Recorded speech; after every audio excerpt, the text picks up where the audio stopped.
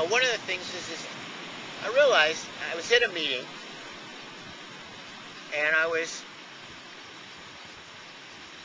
basically telling Audra Strickland, who is my state rep in the California Assembly, her representative, that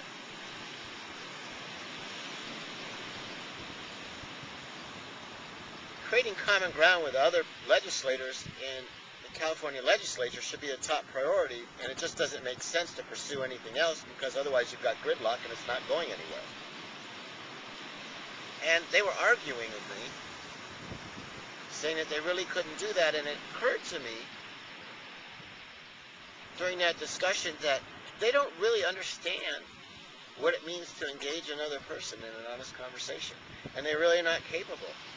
They really haven't developed the skill to engage a person in an honest conversation, which just frankly blew my mind. Yeah, so it's just basically lip service when people are talking to try to find common ground. They're not listening to the opposing party's viewpoint and just sticking in with, my favorite expression, listen instead of waiting for your turn to talk. People just aren't truly listening. Absolutely not. And and worse than that, in many cases, when Tom McClintock spoke to our Rotary Club, I said, well, what are you doing to end gridlock? And all he did was whine, blame, and complain.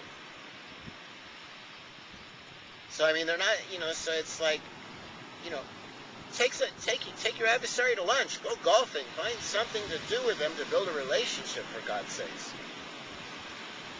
But in this particular instance, with our local governments, and we're in the state of California, locally in Ventura County, what is the gridlock? What is the opposing viewpoints that are causing this current frustration for you? God only knows. We don't have a state budget that was due July 1, for openers. The state is a mess. I'm frustrated because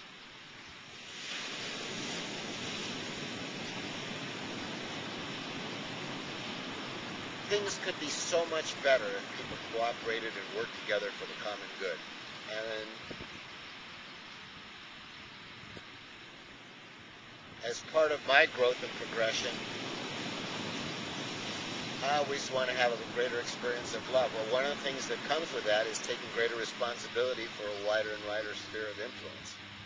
And so this is what I landed with in the process of trying to open my heart. So, I came to realize that I have a heart for service. And the service that is in my face that I feel compelled to address is this gridlock. So tomorrow night when I see Audra Strickland, I'm going to talk to her about just this. And that, you know what I mean? and basically, I guess, find out if she's interested in engaging people, and if she is, to find out if she knows how to do it, and if she doesn't know how to do it, try to teach her how to do it. If she's interested. Is special interest the conflict in this, or just stubborn political parties that it doesn't matter what they say, one's going to say one thing, one's going to do another? Do they really want any compromise, or? Well, from what I understand, and I'm not there, it's primarily the latter, in the sense that what I've been told is that, the Republicans don't want the Democrats to get any credit or make any progress, and vice versa. And that, I guess the big example they use is there was a piece of solar legislation that everybody agreed in the state legislature was good legislation and should be passed, and it was defeated just because one side didn't want to let the other side win.